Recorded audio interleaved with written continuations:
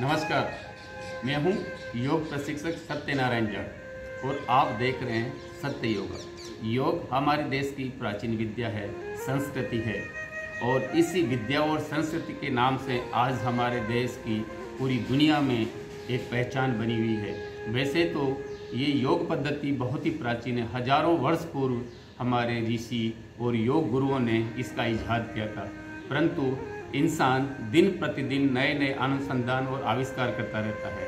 तो 20वीं सदी में भी कुछ ऐसे महान योगाचार्य योग गुरु हैं जिन्होंने इस योग क्षेत्र में अपना महत्वपूर्ण योगदान दिया है। उनमें से एक प्रमुख हैं योग गुरु BKS अयंकर। BKS अयंकर जो कि एक महान योग गुरु हुए हैं 20वीं शताब्दी के। उन्होंने अपनी एक किताब लिखी जिसका नाम है लाइट ऑन योगा, जो 1966 में लिखी थी। उस किताब के अंदर, उस बुक के अंदर इन्होंने बहुत सारे ऐसे आसन इजाद किए हैं जो प्राचीन पद्धति के आसनों से तो डिफरेंट हैं, लेकिन बहुत ही पॉपुलर हुए हैं। इन आसनों के बारे में इनके गुरु रहे हैं योग गुरु कृष्णमाचार्य। उन्होंने भी 1934 के अंदर योग मकरंद नाम की एक किताब लिखी थी।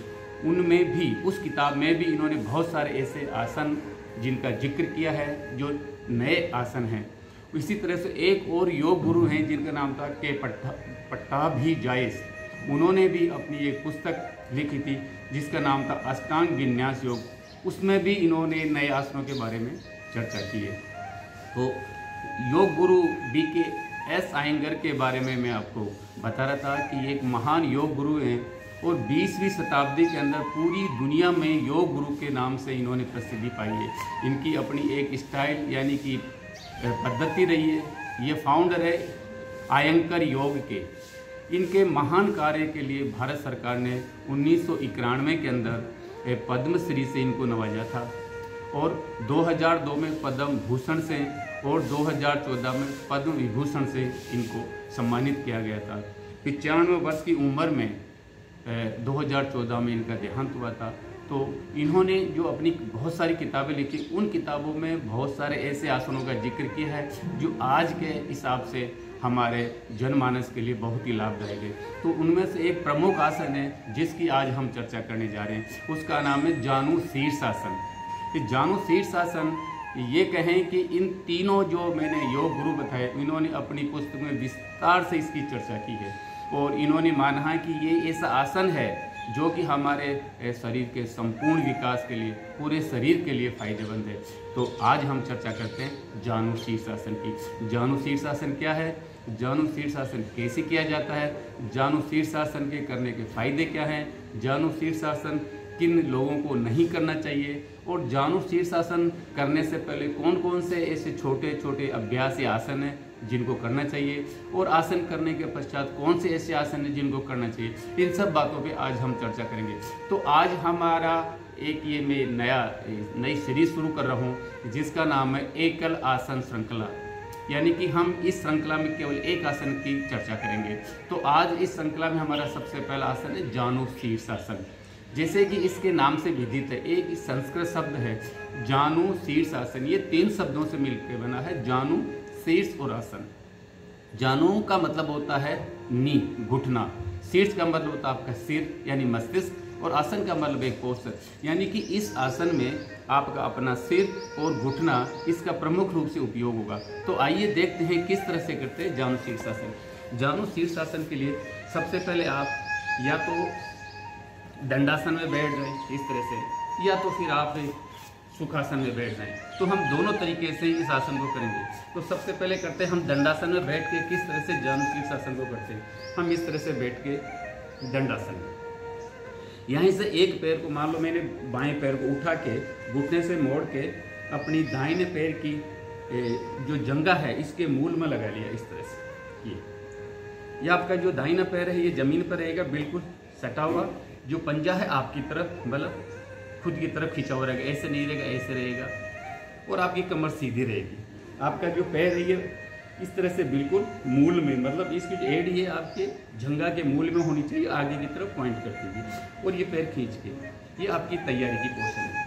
अब यहाँ से आपको धीरे धीरे सांस लेना है धीरे धीरे श्वास लेना है, हाथों को ऊपर ले जाना है और धीरे धीरे श्वास छोड़ने के साथ में आगे आना। ये आगे झुकना, कमर से आगे वाले हिस्से को बिल्कुल ढीला छोड़ना। ये पैर आपका टाइट है।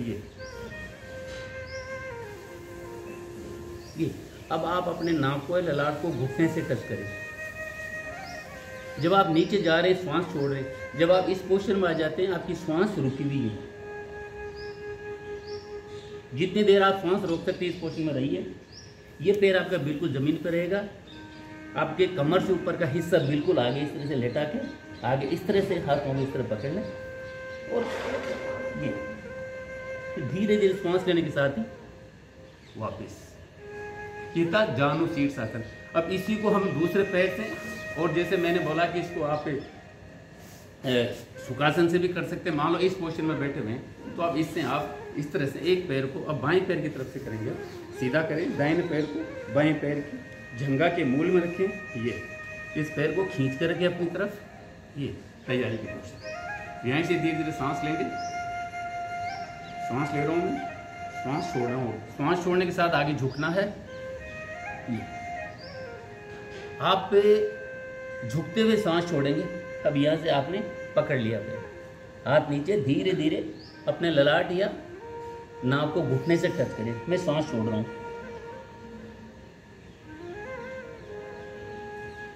अब वापस सांस लेने के साथ वापस। तो ये था जानु शीर्षासन। जानु शीर्षासन बहुत ही महत्वपूर्ण आसन है और इस आसन को करने में शुरू में आपको थोड़ी परेशानी हो सकती है, क्योंकि यदि आपकी कमर स्टफ है यानी कि कठोर है, आपकी कमर स्टफ होने से या कठोर होने से आप आगे झुकने में आपको तकलीफ हो सकती है। आपके पेट मान लो फैट्स हैं, चर्बी हैं, तो भी आपको तकलीफ हो सकती है। तो इस आसन को जब आप करें तो ध्यान रखें कि जब आप इस पोस्चर में होते हैं, इस पोस्चर तक कोई दिक्कत नहीं हो। यहाँ से जब आप झुकते हैं कोई जरूरत नहीं आप पूरा आसन करें, यहाँ तक भी आप जाते हैं, यहाँ भी टच करते हैं। आप जितना आप कर सकते हैं आसानी से उतना करिए, ज़बरदस्ती नहीं करना। उसके बाद में धीरे धीरे अभ्यास करेंगे, आप इसकी पूर्णता को पहुँच जाएंगे। तो कोई जरूर नहीं पहली बार में आप धीरे धीरे अभ्यास करेंगे तो आप इसको कर सकते हैं। तो ये था जानु शीर्षासन। जानु शीर्षासन करने के फायदे के बारे में हम बात करते हैं कि जानु शीर्षासन पूरे शरीर में हमारे लिए फायदेमंद है। इसमें आप देख रहे हो कि आपके पैर के अंगूठे से लेके या पंजे से लेके आपके सिर तक के जो अंग हैं वो एक्टिव होते हैं। तो शरीर के कई अंगों को स्टिमुलेट करता है ये, और हमारे शरीर को मजबूत बनाता है और स्ट्रेच करता है। आप देख रहे हैं कि इसमें स्ट्रेचिंग ज़्यादा होती है तो हमारे सारे शरीर को स्ट्रेच करता है। हमारे जो पाचन संस्थान है, हमारे पाचन को, डाइजेशन को सुधारता है, हमारे दिमाग को शांत करता है और हमारी जो एंग्जाइटी होती है उसके लेवल को कम करता है। यानी कि हमारी जो चिंताएं होती है ये आसन के करने से वो कम होती है। साइटिका को कम करता है। साइटिका की जिनको प्रॉब्लम होता है उनको कम करता है। आपका जो लोअर बैक है, लोअर बैक और स्पाइन को लचीला बनाता है। आपकी जो रीढ़ है उसको ये फ्लेक्सिबल करता है। सीने और फेफड़े में नया रक्त पहुंचाता है। जब आप आगे झुकते हैं तो आप गहरी सांस लेके छोड़ते हैं तो आपके फेफड़े फूलते हैं, आपका सीना फूलता है, तो एक नया रक्त का संचार होता है। दौड़ने वाले व्यक्तियों के लिए या बच्चों के लिए सर्वश्रेष्ठ आसन है, क्योंकि हैमस्ट्रिंग इसमें फ्लेक्सिबल होती है जो कि दौड़ने में काम करती है। शरीर में आपका संतुलन और संयोजन बना रहता है इससे। और महिलाओं के लिए रजोनिवृत्ति के जो लक्षण होते हैं उनमें ये राहत दिलाता है, यानी कि उसमें फ़ायदा पहुंचाता है। मासिक धर्म की परेशानी को ये नियमित करता है, परेशानी को ये दूर करता है। तो ये थे इसके फायदे। तो अब हम चर्चा करते हैं कि ये आसन किन लोगों को नहीं करना चाहिए। कि वो लोग जिन्हें रीढ़ की हड्डी में दर्द हो, रीढ़ की हड्डी में प्रॉब्लम हो, तो उनको ये आसन नहीं करना चाहिए। जिनमें कोई गंभीर बीमारी हो उनको भी ये आसन नहीं करना चाहिए। डायरिया की या अस्थमा की या टीबी की जिनको प्रॉब्लम है या जिनको इसका उपचार चल रहा है उनको भी ये नहीं करना चाहिए। गर्दन में दर्द है, आपका दर्द रह रहा है तो उसको भी नहीं करना चाहिए। कंधे में आपका बहुत तेज़ दर्द है तो भी नहीं करना चाहिए। आर्थराइटिस है और घुटने में आपको दर्द है, चलने फिरने में आपको मुश्किल होती है तो इसको नहीं करना चाहिए। और जैसे दिल के जो मरीज हैं या जिनको हाई ब्लड प्रेशर रहता है उनको भी नहीं करना चाहिए।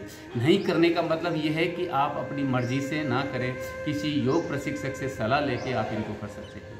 तो अब हम देखते हैं कि ये जो जानु शीर्षासन था, इस आसन को बहुत अच्छे ढंग से कर सकें इसके लिए इससे पहले कुछ आसन करने की सलाह दी जाती है। जैसे हम व्यायाम करते हैं तो हम बॉडी को वार्म अप करते हैं, उसी तरह से क्योंकि ये आसन संपूर्णता को प्राप्त है, ये आसन जब आप करेंगे तो आपकी पूरी बॉडी में फ्लेक्सिबिलिटी चाहिए, हर एक आपका बॉडी का जो ऑर्गन है वो आपको सपोर्ट करना चाहिए।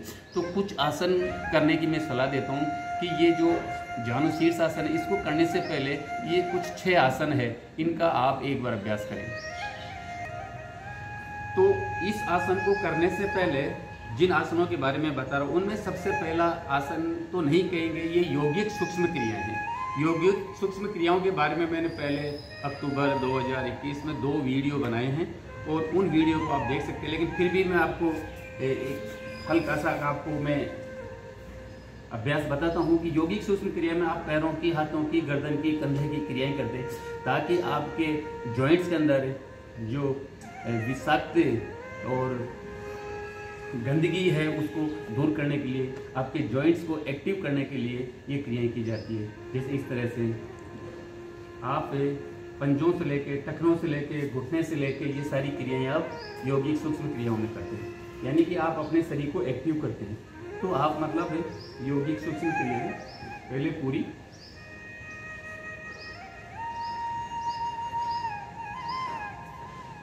यौगिक सूक्ष्म क्रियाएं करें आसन करने से पहले। उसके बाद में बालासन करें।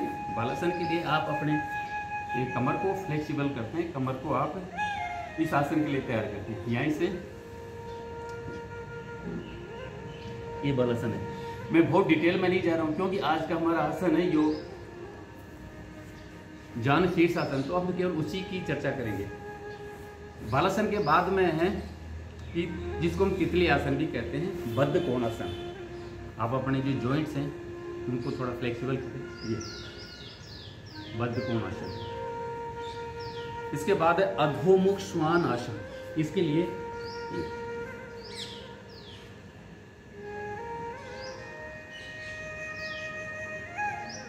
ये सारे वो आसन है जो जानु शीर्षासन करने के लिए आपकी बॉडी को तैयार करते हैं। वो है दंडासन। अगला है दंडासन। जैसे हमने दंडासन की शुरुआत की थी, ये अपनी तरफ खींच कर रखिए, ये दंडासन। इसके बाद में वक्रासन। वक्रासन के लिए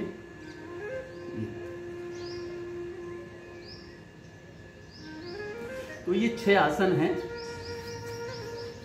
ये 6 आसन जानु शीर्षासन को करने से पहले आपको करने चाहिए।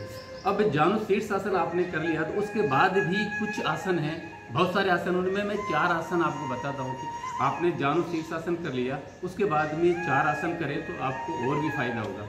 उसमें सबसे पहला है सुप्त वज्रासन। सुप्त वज्रासन के लिए वज्रासन ध्यान से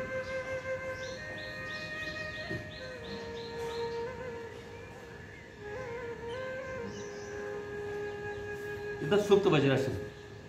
अब इसके बाद है सेतुबंधासन। सेतुबंधासन के लिए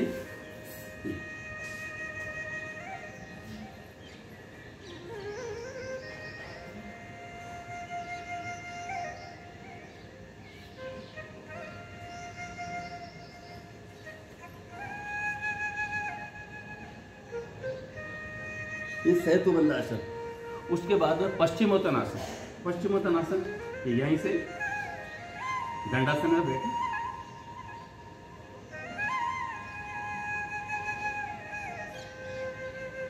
पश्चिमोत्तानासन। और सबसे अंत में शवासन। यहां से पूरी बॉडी को रिलैक्स करें, आती हुई जाती हुई सांस के ऊपर ध्यान दें और अपने शरीर को अगले आसन के लिए तैयार करें। शीर्षासन। तो ये थे आसन जो इस आसन को करने के बाद करने चाहिए। तो ये आज का हमारा था जानु शीर्षासन।